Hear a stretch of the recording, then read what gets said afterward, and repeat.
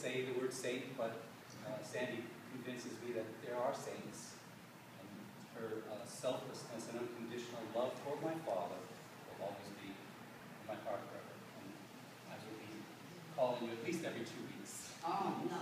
You always call me Sunday night. So, okay. I call my father every 2 weeks. I'm going to call Sandy every Sunday. That's okay. I'm going to do that because we love you and we want to stay in touch with you.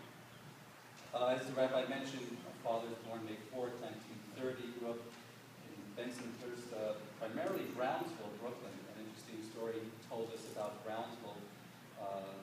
Some kids in the neighborhood, 5, 6, 7 years older, created a well-known organization called Murder Incorporated. And so he might have been one of the impetuses of him wanting to join the army because the neighborhood was kind of rough, as you can imagine. Also, he loved the Brooklyn Dodgers.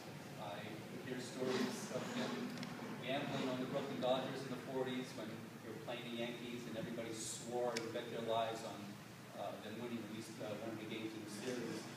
And he was right about. He loved the Dodgers and he lost a fortune. And then when the Dodgers came to LA, he hated the Dodgers. So, moving to LA, I took over that and sent him a nice jacket to the Dodgers. I don't know if he wore it much. Now that I think about it. That's right, he gave it to me now. Joined the Army when he was 17. Became a staff sergeant in Okinawa. World War II was over. It was the beginning of the Korean War. There were 2 battalion captains in Okinawa, and I guess their general told them that one of them had to go to Korea. And the story was that the 2 battalion captains flipped a coin to see which battalion would go to Korea. My father lost, and he had me instead. The other battalion was wiped out, and that's the story of war. And these guys were here. I thank them again for tremendous service. I have never seen anything being that close to it. It's very good memory. Webster's dictionary describes cantankerous as sometimes difficult. Bingo, me too. My father could be known as fairly described as cantankerous, and we all had very cantankerous moments, but he was also very selfless and conditional. He took me to judo classes and literally coached Little League baseball for a number of years so I could get the experience of being on Little League. All of my friends, one of my close friends, Michael Crone right here, was always jealous. I said, how come you got that? We're the same, we can play the same game. How could I do it? It was my father's service as a coach that allowed me to play Little League baseball at a much earlier age than all the other kids on the block. So I actually got very good, got that very good memory. Faithful, loyal, very hardworking, as the rabbi described, worked to the very end, up to the last 6 months of his life. One vacation I'll mention, we, as a young boy, 8 years old, like most young boys, played cowboys and Indians, wanted to go to a dude ranch. So my father, very generously, cantankerously, took us to the Catskills to go to this dude ranch. I remember this vividly. He had a sky blue Nova, 66 maybe, and we're driving onto the dude ranch. It's a dirt road, the little rocks are piddling around, the wheels are turning, people are sitting in rocking chairs. You can see maybe stables in the background, and we're driving very slowly, but we keep on driving. And there's a horseshoe driveway, and eventually we get to the center, and we're driving away from the dude ranch.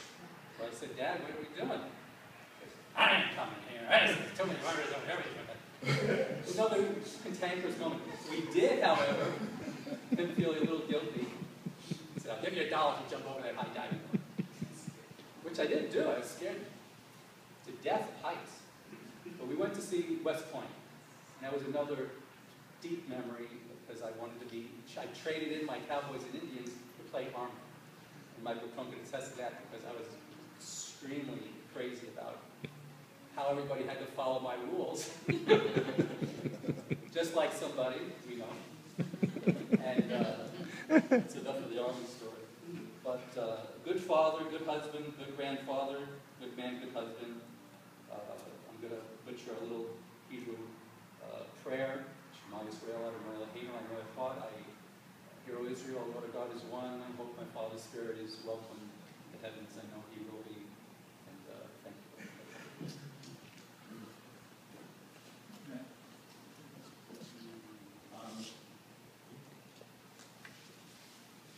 I never called you Saint Sandy, but I could always hear Alan's voice in my head. How I couldn't understand how you could deal with him day after day, year after year. I loved him. God bless you for that. Recently, I sold my house and moved, and I was going through old files. And the funny thing was, I didn't think I saved this much stuff, but I found a letter my dad had written me when I graduated college. It wasn't an easy path to graduate for a lot of reasons, but what it basically said was that he was very, very proud of me for the journey I'd taken to graduate college, and that he'd known it had been a bit rough at times, and he knew me very well. He sent me a check for $50, but he said that he was going to give me $200 for graduating, but that he knew me well enough to know that he should send a $50 check every 2 weeks for the next amount of time. He was absolutely right. It's a long time ago, and it was a lot of money. I scanned that letter in, and I sent that off to my own children to give them a piece of their grandfather, something that they didn't know and something I had totally forgotten. He was very generous. He helped and supported me in college through many years of my life, all my life. I love him dearly.